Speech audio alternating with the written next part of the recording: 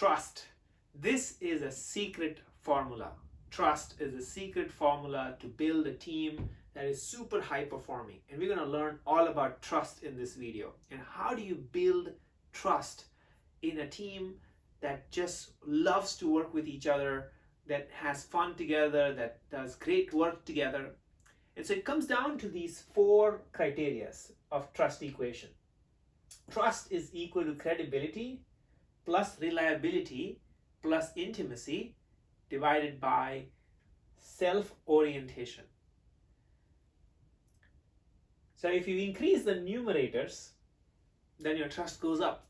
If you increase the denominator, your trust goes down, right? So you want high level of credibility, high level of reliability, high level of intimacy, and low self-orientation for your trust to be maximized. So why are we talking about trust? Let's go back to this diagram. It comes down to, it starts with you at the center of it. If you are at the center, we had a series of videos on 5 powers as to how you develop yourself. And there are separate videos that I've created for it. But once you have developed yourself as a leader with all of these 5 powers of amazing communication, in-depth knowledge, great integrity of your work, being authentic, and having a clear intention, then you need to expand yourself.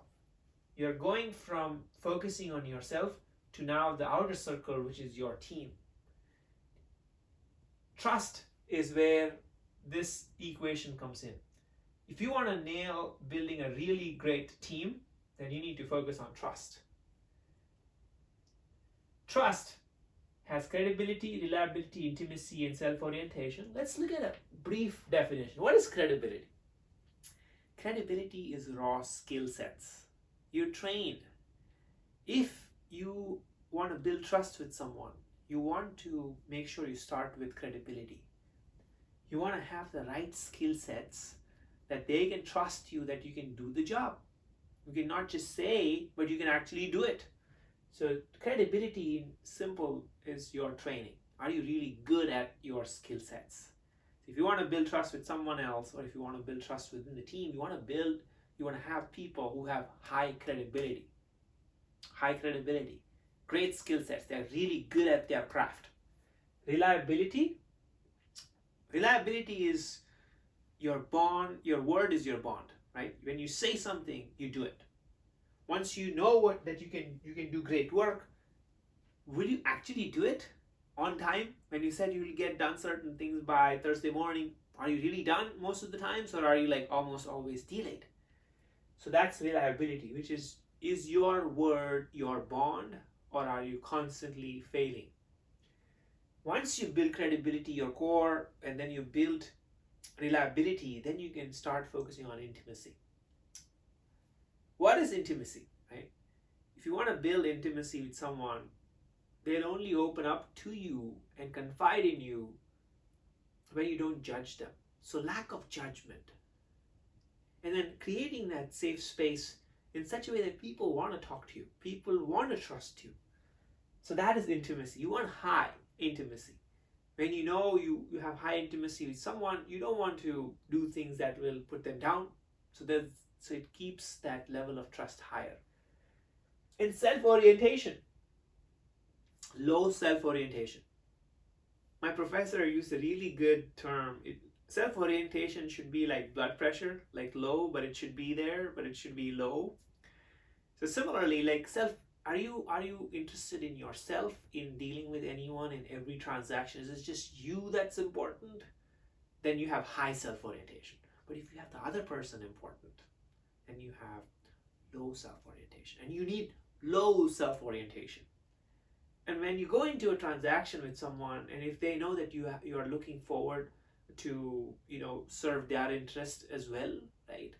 Then you have low self-orientation. That builds trust. So the most important takeaway is, once you've focused on building your core, you need to expand your circle of influence to your team. Not if you're a great leader, but if your team members are not empowered to be the best selves of who they can be, then you're not going to reach farther. in terms of the impact of the work or anything. So your team, you need to start building trust with them. And then your team members should start building trust among themselves. They should be able to depend on each other. That is where trust equation is the power currency. One word from this entire video: how to build trust. How to build trust in a way that's effective. And we took that 4 variables: credibility, skill sets; reliability, word is your bond, you deliver on time; intimacy, no judgment; self-orientation, keeping others' interests in mind and prioritizing that.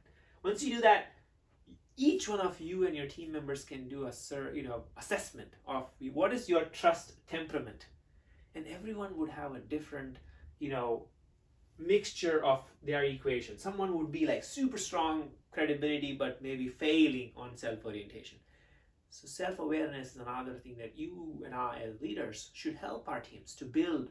Take assessment. There are many tools out there, and once you do that, you will get a 360 feedback. So first step, self-orientation, to do a self-reflection, like, hey, which of these equations are strong for me and which is not? And I'll send a link in this description of this video, which will point you to some of those tools that you can use. But it comes down to 5 categories of trust temperament.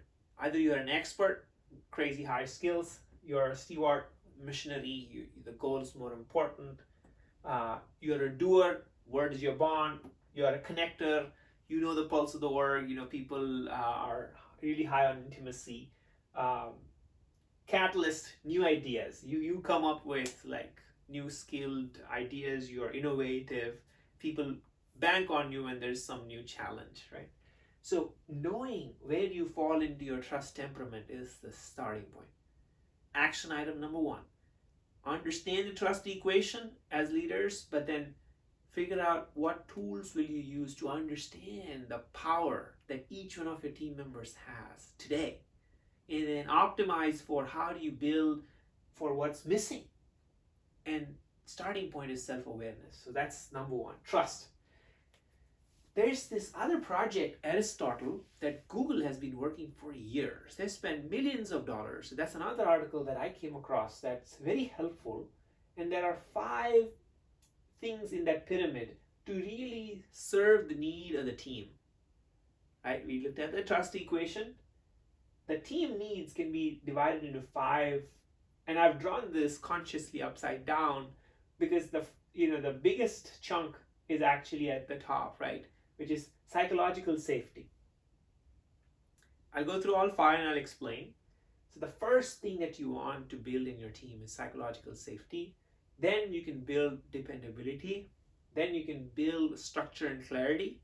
Then you can build meaning. And maybe then you could have some impact, right?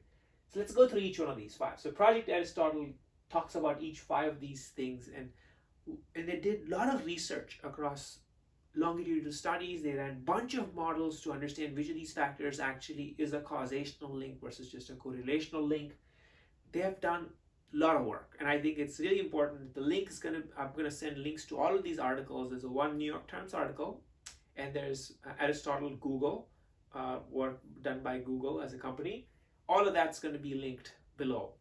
So these 5 things came out after years of research as to what are the ingredients to build a team that thrives. And the first one, psychological safety. And that's the basis. Forget about all of the 4 below. If you don't build psychological safety, none of that's going to happen. Psychological safety, in a sense, is: are your team members feeling comfortable to ask questions? Or are they feeling okay to make mistakes sometimes? Are they risk takers, intelligent risk takers? Or are they afraid to even ask, questions that could potentially challenge the status quo, could potentially, highlight a problem? So psychological safety is when you as leader, are you creating the right environment where people take everything as a learning experiment and not like a mission that they have to finish, right? And you include them and their ideas, and that they're okay to ask questions, and they're okay to raise risks, they're okay to disagree and still commit, right? Psychological safety There's also a link that I'll put in the description, a TED talk given on this topic. Amazing research done on psychological safety. But psychological safety really requires this lovely skill called listening. We will not do well if you're not listening. Let's say someone's trying to give you feedback. They're asking you a question, but are you really listening to them? Or are you just not listening to them and you have your own agenda?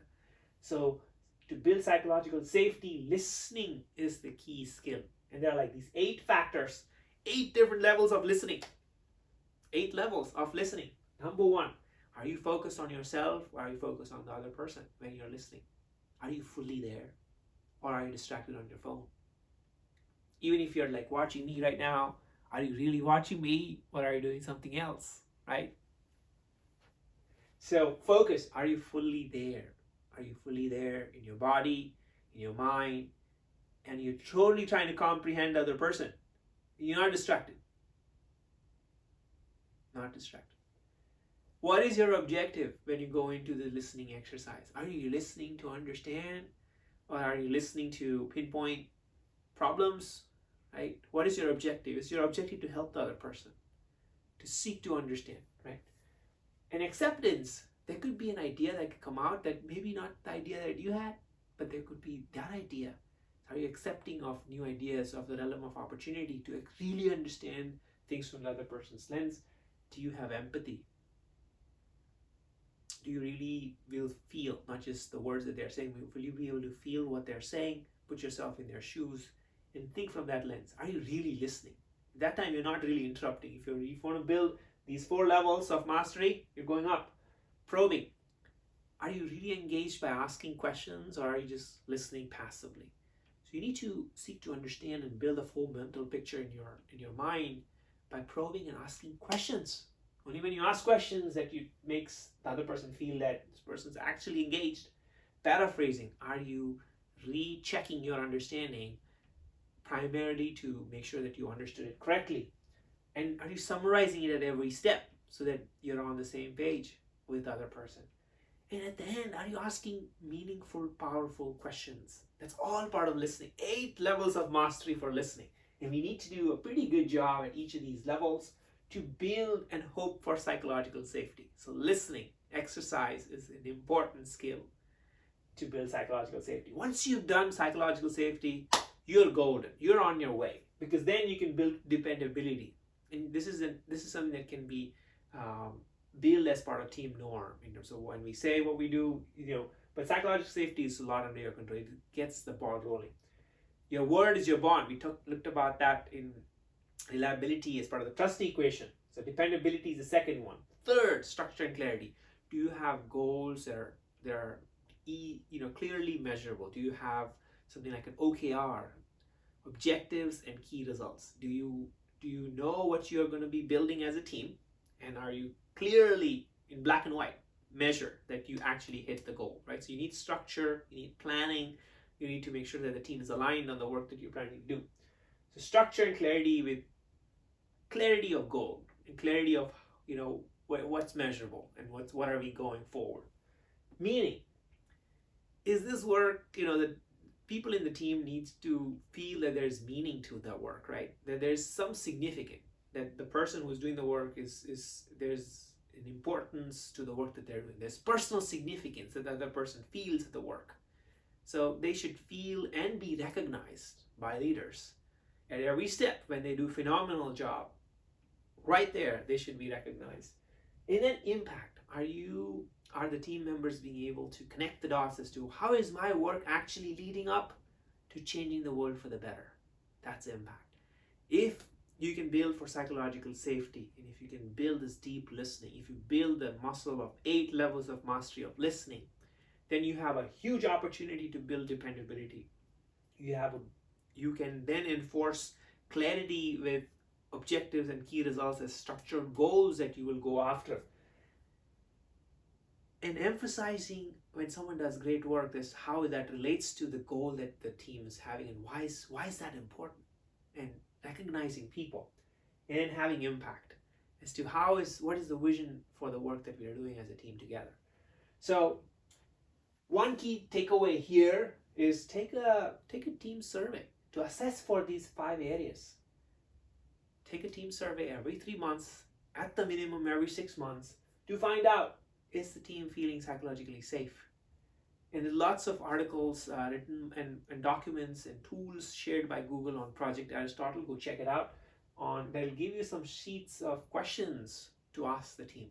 So a team survey is a key actionable takeaway to understand where your team lies in terms of all of these 5 levels of mastery. And each of these builds on each other. You can never have impact if there's no meaning associated. You can't really have clarity without goals, and there's no dependability, there's no psychological safety, people don't really trust each other.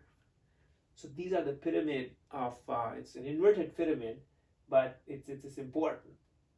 So listening is the key. So practice listening, take surveys, do a self assessment of your trust equation. So we've talked about, we nailed this in the last many videos of getting better as a leader. Now we are going into this getting better as a team. Like, how do you build trust? What are the equations of trust? How do you break it down into using trust to build structure in the team to have a meaningful impact? And then we will go further into expanding your influence as a leader to the company and beyond, right? So this is very, very important. Do the self-reflection, take the surveys. It's hard, but once you get this going, you will see meaningful numbers in terms of how the team is really doing, and you can make a positive impact, not just in yourself, because you're doing phenomenally well as leaders, but now every one of your team members, they can work with each other. They love working with each other. The climate's going to be awesome. The work's going to get done. It's going to be of high quality, and the time that they spend at work is a lot. And if you give them this level of psychological safety, dependability, trust, meaning, and all of that, dude, you're golden. You're going to have the best team ever. So good luck, and put comments below in terms of, like, how do you feel of using this? Is this working? What else is something that you have tried that works even better? I'd like to learn from you as well on what works and what did you like, and then what would you want to enhance, and how would you enhance this and use it. I'm actually interested in how you use some of this in your work, and what feedback you got and how it improves over time. So join the journey. Let's become the best versions of ourselves, but also let's enable our teams to be the best versions of themselves, and let's expand the impact and have a positive impact on the world. Good luck.